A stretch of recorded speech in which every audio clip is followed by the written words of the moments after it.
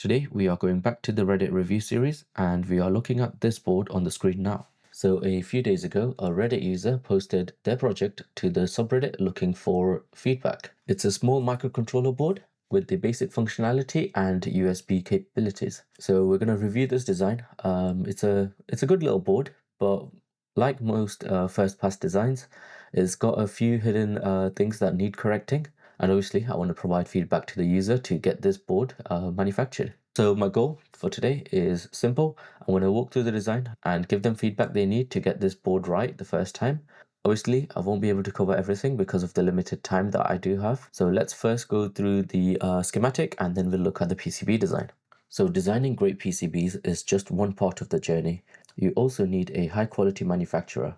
And that's where PCBWay comes in. PCBWay can take your design and transform them into physical boards with unbeatable precision and speed. So they have been my go-to for everything quick, low-cost prototypes, perfect for hobbyists, students, and also professionals. They have a instant quote system, which is fantastic. So you just upload your Gerbers and get transparent price immediately. They offer an incredible range of options, including flexible PCBs, advanced materials, and even full turnkey SMT assembly. That's if you want them to do the soldering for you. So click the link in the description below to get started and get your first quote from PCBWay today. They also support this channel and make these videos possible. So this board uses a ATSAM D21E16B processor.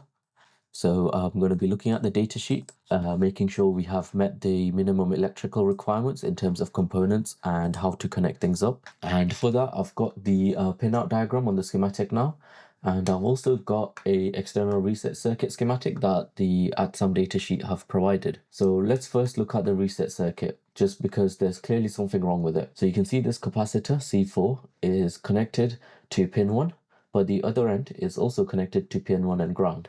So this capacitor at the moment is not doing anything. So what we're going to do is follow the recommendations from the datasheet and use this option here.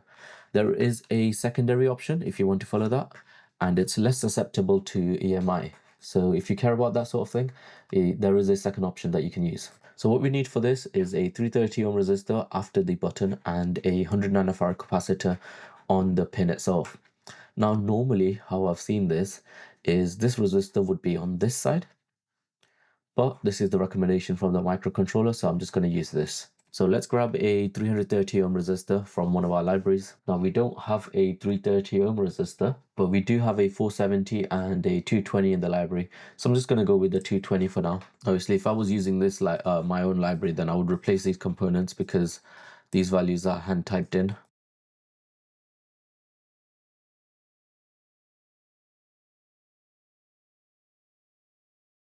I also don't want to just say negative things about the schematic. So I really like how this person has basically segmented parts of the PCB, and that makes it a lot easier to read. So that's quite good. We also have a 220 ohm resistor that we're using here. So maybe I should have just copied that one, and then that will come up as the same part if you're generating your bill of materials. So now we've just basically copied this part of the reset circuit. So another thing I noticed on the schematic itself is with the programming header. So now if you go to page 1131, I think, I made a note of it somewhere. There is a little bit of a guidance on how to connect up the programming pins. So there is a recommendation to add a 1 kilo ohm resistor to the clock line. So what we can do over here is basically stretch this out. I'm just going off the datasheet because I've not used this microcontroller before. But what you can do is basically pull this out, and then let's see if there's a 1K resistor already on the schematic somewhere that we can use. So just to give you a bit of reference of what I'm talking about is the programming and debugging port. So the datasheet says pull up resistor on SW clock line is critical for reliable operation. And there is a link if you want to read up more on it. Now there's a recommended value. We don't have any values close to it on the schematic itself. So I'm just going to use a 1K resistor from my library. And the resistor is pulled up to VDD. So in this case, that would be 3.3 volts. Now typically what I would do is rotate this around and put it sideways with the pins going in that way. Just for me, it looks a little bit neater. Now another thing I've noticed is this microcontroller does not have a external crystal currently plugged in. Now, with my experience from microchip pods, generally you need a external crystal to get reliable operation from the USB. Just going to have a quick look at the datasheet if that's the case with this as well. So the user has provided some protection pins, which is recommended on the datasheet, so that's good. So you can see the shield is connected to ground. Now, if you wanted better EMI performance, you can add this RC network if you want between the ground and the shield. And that just prevents the USB cable from acting like an antenna. So let's go back to the USB crystal topic. So on the datasheet, just found this. So the USB is supported without a crystal or a external crystal, but it's something to be careful with, just because sometimes the internal crystals are as reliable as external ones. Now, the last thing I want to look at on the schematic is the decoupling capacitors that are required for the microcontroller. So that will, or that should be on one of the pages down here as well. I think, again, it'll be on a similar section. So 1131. Let's scroll up a little bit. This is the secondary circuit that I was talking about. You can see this. You can add a extra capacitor against the pull-up resistor on the reset line, and that provides slightly better immunity. But this is fairly standard. I've used it quite a lot, and it does work well. So now let's look at the power supply considerations. I think the only thing I've noticed over here is the VDD in, which has got a 1 microfarad capacitor. Now, what I would say is change that for a 100 nanofarad capacitor. That's recommended over here. And then you can have a large capacitor on the board somewhere, which you already do have over here. Or you can add a 100 nanofarad capacitor in addition to the 1 microfarad capacitor that you already have. You also have the analog power supply. Now, they've used a 10 microfarad capacitor on that line. This has a 1 microfarad capacitor. Now, I think it'll probably operate fine. But generally, if it's the first time I'm designing a board, I tend to follow the requirements from the datasheet. And then VDD core has a 1 microfarad capacitor, which is fine.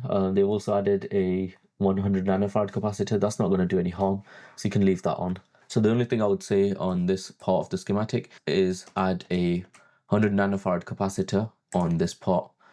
Now, if I was to redraw this, I'd probably move it out and have this facing down if possible, as it looks a little bit messy right now. I would say just check out this section over here, which is on page 1125, and make sure you've kind of gone through it and understood what the manufacturer is asking for. Now, let's just have a look at the regulator, which is a fairly standard LDO, so I'm not going to check this in detail. What I would say over here is adding net labels, so that enables you to use the differential pair functionality on the PCB design side. So let's just call this DP and call the other one DN. So as long as you have a plus minus or a DN DP, or you have a N or a P on a differential pair, then the PCB side will recognize it as such, and then you can route it with a differential pair, which makes your life a little bit easier. But just seeing how big the board is, I don't think it's going to be that important anyway. Now, if you have any pins that are not connected, I think it's always a good idea to add in these no ERC flags, and that just prevents issues being raised when you do an ERC check. So I always recommend doing an ERC check when you've completed your board. So the next thing I want to do is just make sure that the pin out is correct. So we got VDD in at pin 30, pin 29 is VDD core, and the analog power supply is on pin 9. So that's all fine. And ground is on pin 10 and pin 28. So I can't see pin 28 anywhere. Okay, so the pin 28 is combined with the ground connection over here, and it's hidden away, which is fine. A lot of keycard symbols are drawn like this. I tend to have them separated so that you can see what connections are made. Now let's just correct this as well. So it's not wrong, it's just making the schematic a little bit tidier than what it is at the moment. Now I really like this on the design. It's always a good idea to have a test LED. So what I'm doing at the moment is just tidying up this decoupling lines. Now, generally not a good idea to have four-way connections. So you can do something like this.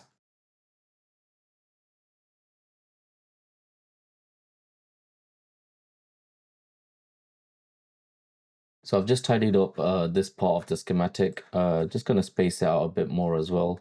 And it's just to make it look a little bit neater. So that's it's a good thing I spotted this over here. So this is the I squared C. Generally, and I don't think this will be any different because I squared C is open drain.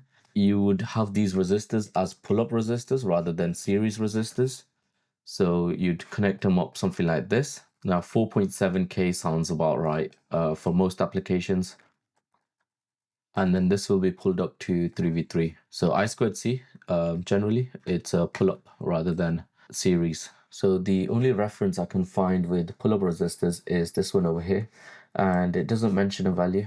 Typically, you would decide the value of the resistor, what you're connecting on the bus as well. So make sure you check that out, and just make sure that the 4.7K resistors are good enough. Now, the one thing I haven't done is make sure that all of these pins can achieve the function that you've set for them. I've assumed that the pin selection is correct, but I think if it's a ATSAM, I think you can select this processor on MPLAB MCC and configure all of these pins and make sure you can achieve this configuration. And you should make sure that you can achieve this configuration on there. I can't see anything else wrong with the schematic, except for a few bits that need tidying up, but again, that's just me being picky, rather than things that will cause the board not to work. So on the PCB design side, obviously we want to update the PCB so that we can get our two new components that we placed, and we also basically need to change the pinouts for the I squared C resistor as well.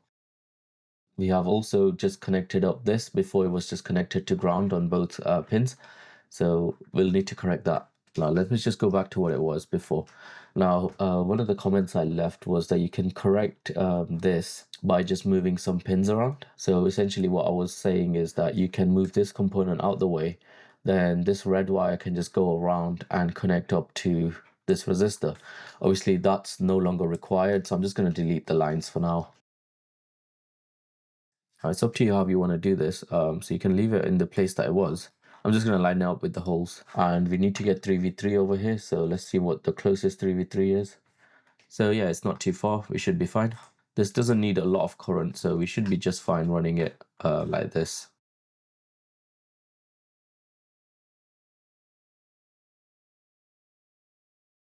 So just rerouting the I squared C with the component change. And you can see we've basically hit our first problem in that we need to get SCL down here and we need to get SDA over here. So let's try to solve that first.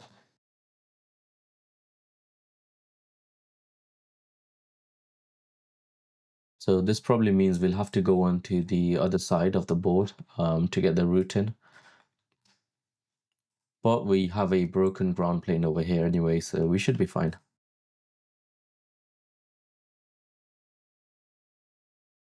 So that's the I squared C done, but we need to route the 3v3,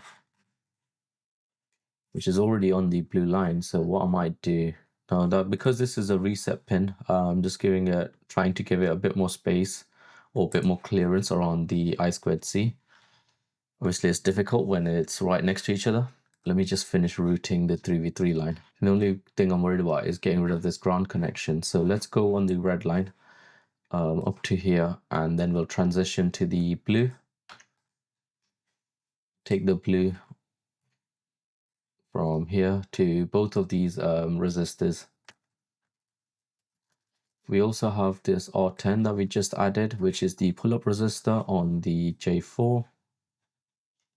So I think we can just add that over here. Obviously, if that's not the right location for it, if it's going to get in your way, then you can move it around. Now, if you have the capability of swapping these pins around, I think there's a lot you can do with the tidiness of this. So for example, if you can...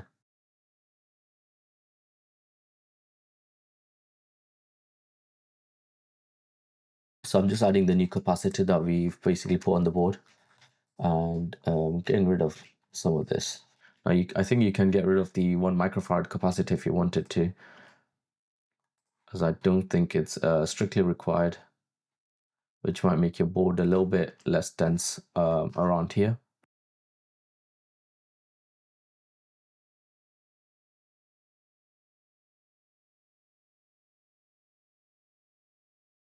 Now this resistor over here, it might be better to bring it down here somewhere and just move some of these things up, just because you got access to 3v3.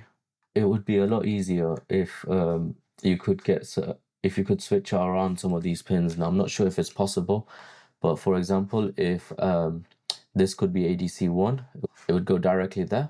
And you can just do it on the red line and then put these two on the blue side if you wanted to. What I've done over here is just connected up your 3v3 line.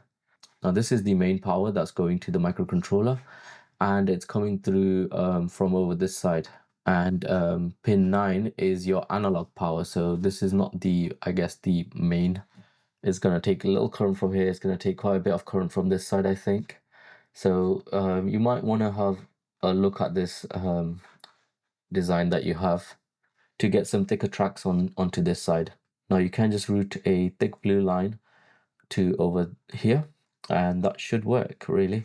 So you already have a broken ground plane, so what you can do is make it a little bit easier, and let's use our thick blue lines. I'm not sure what you used here. 0.5, so let's go with 0.5 from this side. We'll move this out the way.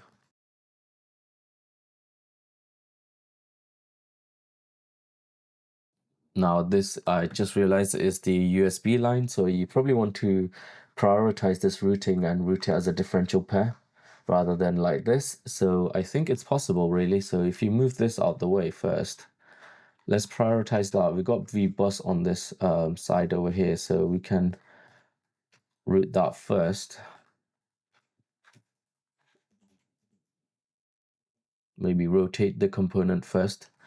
Move this out the way. Connect up VBus through the underside. Get rid of this connection over here. Make this as thick as possible. Obviously, you want to connect up ground to this, and then you can get rid of these blue lines. Bring it all on the top side, and you should have a solid ground plane underneath. So what I'm going to do is just slowly get rid of all of this.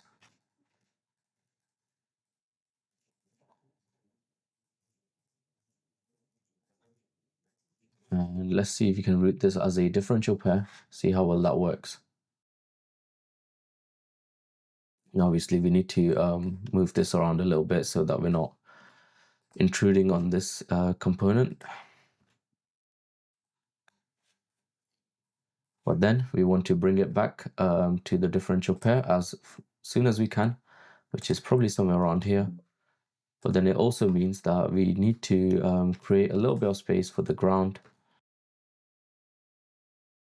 And we are okay. So we are able to get a ground node on there.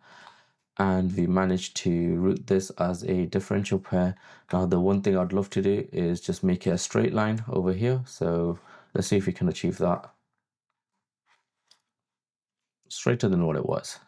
Let's see if we can address this as well. So root differential pair. Now we have dn on this side. So let's go through this.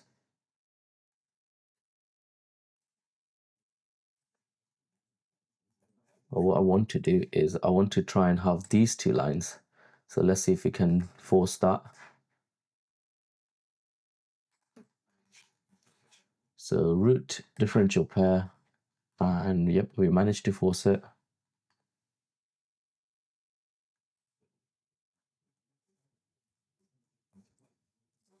Then we can route this down here and route this like this.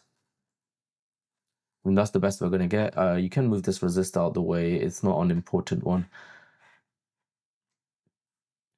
And then we need to connect up the DP and the DN. So the DN connects over here like this. And then this DP will need to have a wire that goes to the other side. Not sure what this component is. So it's a 5K1 resistor. We can move that out if you want to.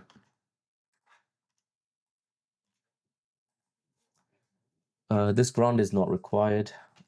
If you want to, you can just add wires around here.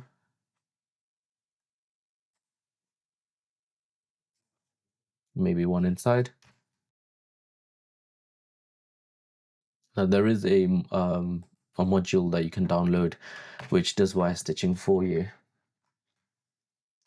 The only thing I need to do now is basically the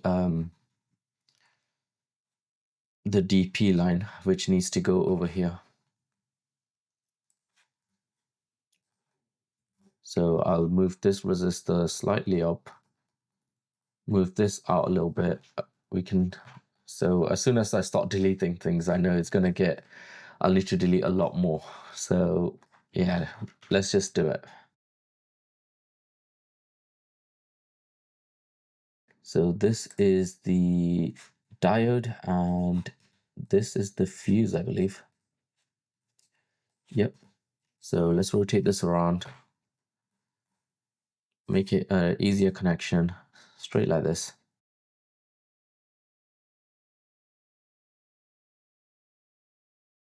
Now this is a very short section that's a bit weird, but I don't see a way around it at the moment. So let's just stick with this. I mean, you can do the DPD, you can do the connection on this side, just thinking about it. So maybe that would be better.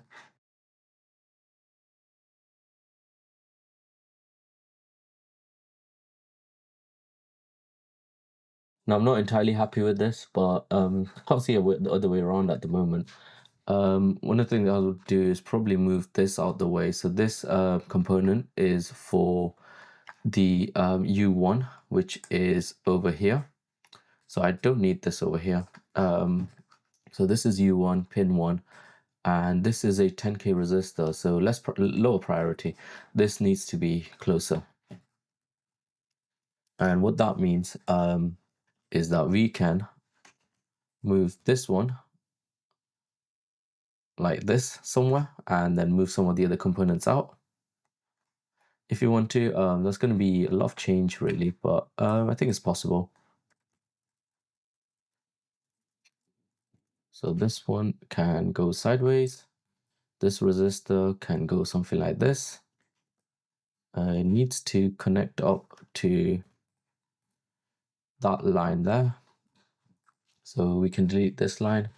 Let's hide the blue lines for now.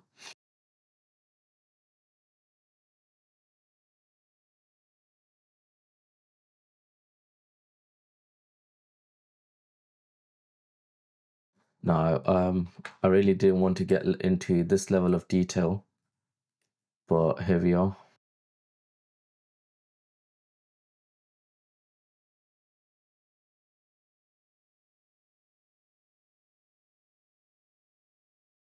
Differential routing can be a bit finicky sometimes, as you can see. So it's not connecting up properly over here, but this should sort out.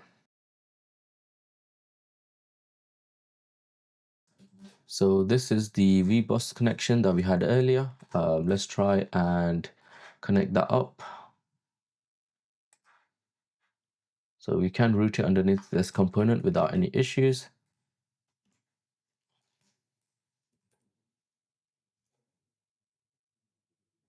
And it just means that we're going to be a lot neater now. And this we can take straight to ground.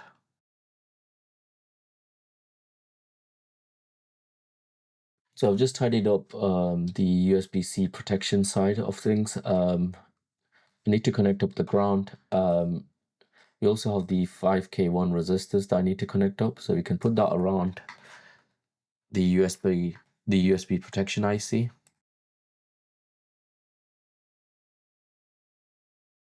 So that is the diode, and we need to get 3v3 to the other side, to this side over here. And I think I want to route it around here.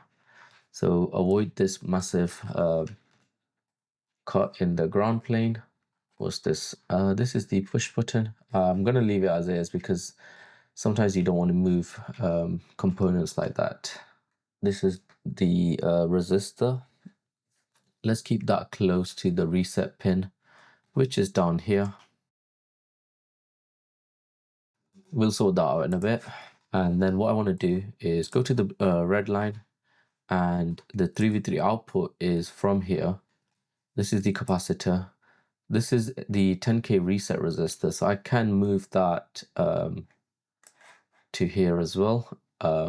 Then let me delete this.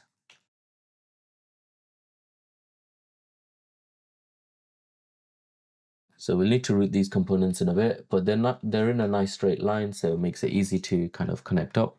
Now we can put these in a line as well, because that much distance is not going to make a difference. But you do want to get these wires through as well, so make sure I can still do that if you don't change the pin arrangement around. So that should be okay. What we want to do is get this layer to the ground, or get this connection to the ground, I mean. And then we want to get 3v3 on this side. Now what I'm going to do for the 3v3 is pick up the 0.5, move this reset out the way, place down the I think my keycard is bugged because it's not getting rid of the differential pair. So I'm not sure where this 3v3 line was going, but it's not going anywhere anymore. Now for this IC, we need the two capacitors to be close to it. So that's C1 over here. And I think this is the other capacitor. I just want to see what this is. Oh, this is the power LED, and I don't want to move the LED just because you might want it there. So what I'm going to do is move the other resistor. You don't need this ground. We can get rid of that. We can move this reset out the way for now. One of the things I'm trying to achieve right now is basically having as few wires as possible. So if we can do that, I think that'll be really good. We also don't need this blue one.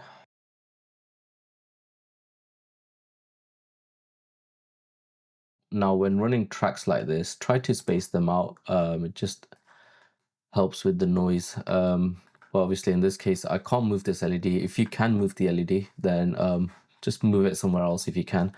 You got lots of space. You know, if you want 3v3 line, you got 3v3 here. You can move the LED here, and that will clear up some space for you. And the next thing is the reset switch.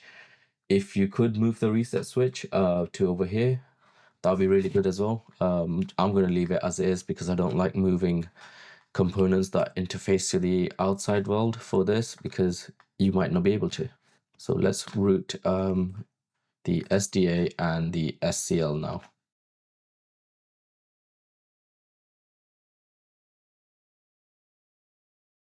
So I'm trying to create as much space as I can for the USB data lines, just because they are high speed and they generate noise, obviously, and you don't want that to couple onto the other signals.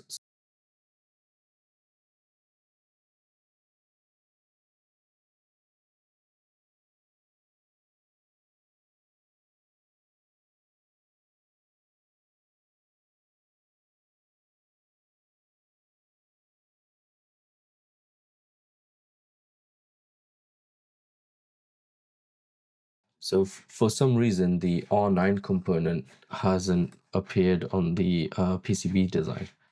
So let me try reloading it, see if that works. This is going to give it a different footprint so that it appears.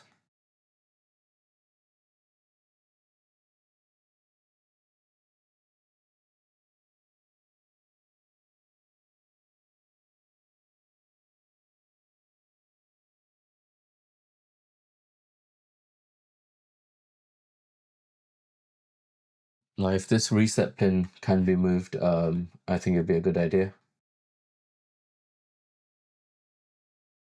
So we have a LED that's over here. We have the decoupling capacitors on this side, which is fine. I think what we can do is, I don't think we need to go onto the blue side over here. So let's get rid of that first. We will need the blue side on here. So I can move these two components out of the way, put them in line. delete this line over here. Connect up the capacitors to ground. Then connect that up. The one thing I want to do is I don't quite like this bit over here, so just move that out and go to a smaller size.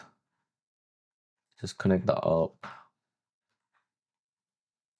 And for this, we want to have a wire going to the 3v3, and then go to the blue side.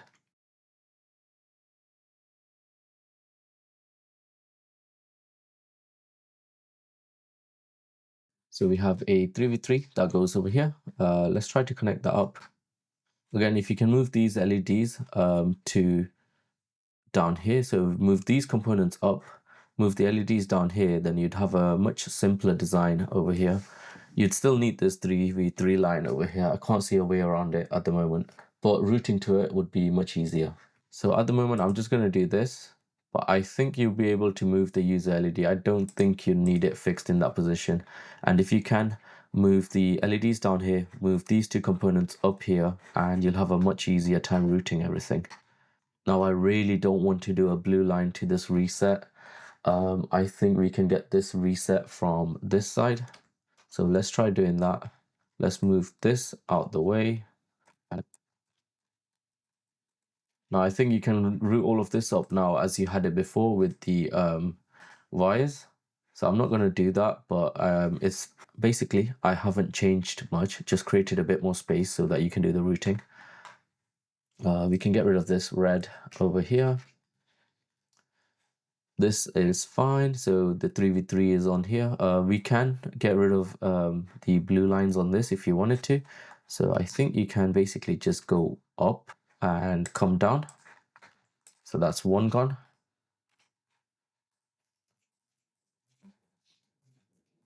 And the same thing with the other one. So if you just go over here, or if you need the space to be empty, then obviously don't do this.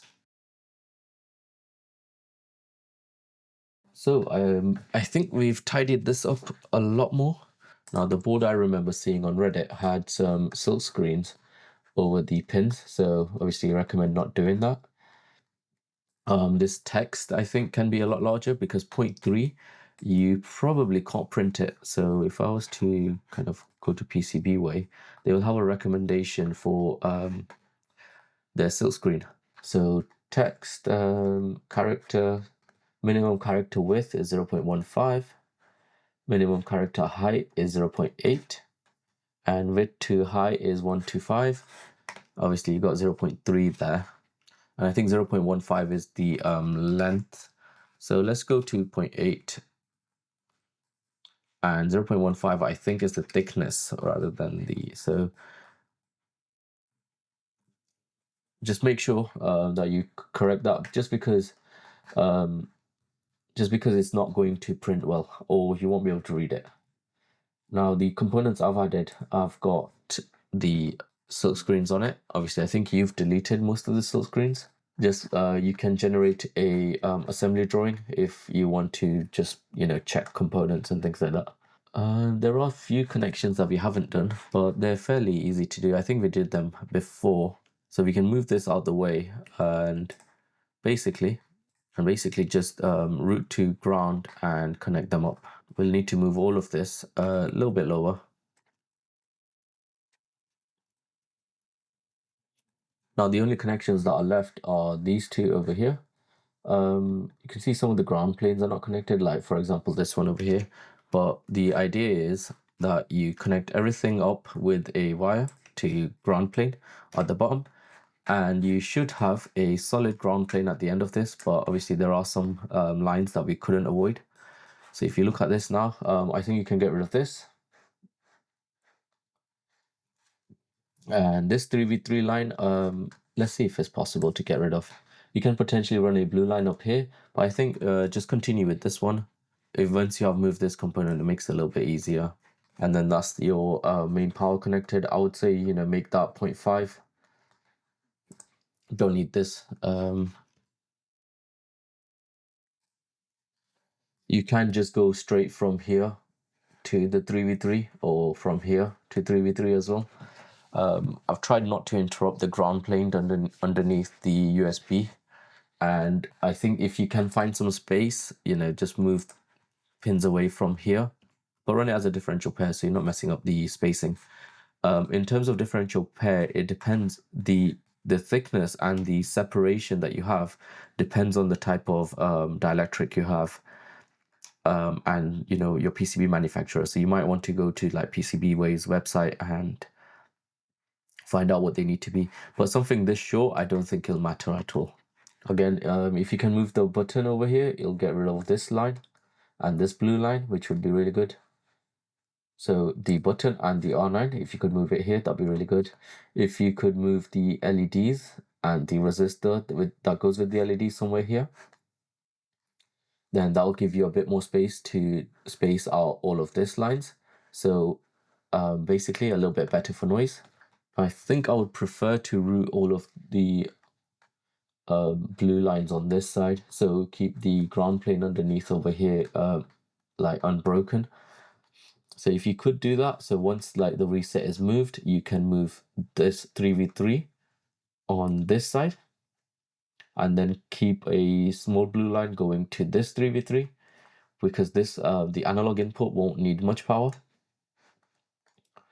And I think that just clears up all the blue lines on this side, and you'll have a nice clean ground plane. It's a lot cleaner than what it was. I can still see some connections that are not made. So just make sure that you actually connect up everything. Now, one of the things I kind of neglected is once we did the changes, run a ERC check. Now, things need to be set up properly in order to do the ERC check. So get rid of the warnings and let's see what the errors are. So this power pin is not driven, but it's just because it's connected to a diode. And this power pin is not driven, but that's fine. So we've got no issues there. And the rest of the warnings are just symbol libraries, just because I don't have your symbols. Now then, once you've done the PCB design, do a DRC check on this side. Obviously, we're going to get a bunch of issues. So let's get rid of the warnings. So we have a clearance violation. We don't want any of that. This warning is because you only have one spoke going to this. So I think you had it before that you were connecting up something like this. So you can leave that on if you want to. I don't think you'll get rid of the warning there. But this was still flagging as an error, but it's not showing me an error when I route it, so I'm not sure what's going on. But we've got rid of it. The rest of the errors are just the unconnected nets over here, so just connect them up as they were before. But we've got a bit more space now, and if you can move around the pins to make it a bit tidier, that would be very helpful. So for example, if this pin can be ADC1, so then that would go directly there, and this one can be ADC2, and basically so on. So then you're not, twisting around to get connections made. So I think I'm going to stop there. I ended up deleting some nets, so that just means that I have to finish the PCB design. Obviously, I haven't finished this yet, but it's fairly easy to see how that can be done. There's a little bit of more tidiness that we can do. Just looking at this, I don't think these pins are level. So this on the Y is 41.26 and this is 41.33. So they're not exactly level, but they're not that far off. You're not going to have any issues. But if you want components like that, generally you want to position them with numbers. So, if you start off with 41, then they're both exactly in line. And then let's say you want them to have a 2.54 spacing, then you can set that spacing as well. So then they will fit onto a breadboard or something easily, or fit onto a Vera board easily. So it's just something to be careful with. So I'm not sure what the dimension is at the moment, but it's 21.9. And I don't think that's a division of 2.54. So, it just makes it a little bit harder to connect up to a Vera board. But if you made it a little bit more just to get a 2.54 multiplication number, if you have the space wherever you're putting this board. If you don't, just leave it as is. The last thing, just put some wire stitching everywhere. So for example, all of this you can see is not connected. So what you can do is just connect up some wires, for example, spattered about, and it helps with the EMI. I don't think it's a massive concern for this board. but something like that. Obviously, you'll know better in terms of spacing once you've kind of made all the connections. There is an equation you can do for the spacing between the wires, but I don't think you need to go into that much detail for this board. Okay, I'm going to stop there and I'll keep rambling on. But hopefully you found this video useful. If you have any feedback for me, obviously let me know. And everybody else watching, if you have some feedback for the design itself or the schematic, put it in the comment section below, so help this user out and we can learn as a community. So that would be great. Thank you for watching. Bye for now.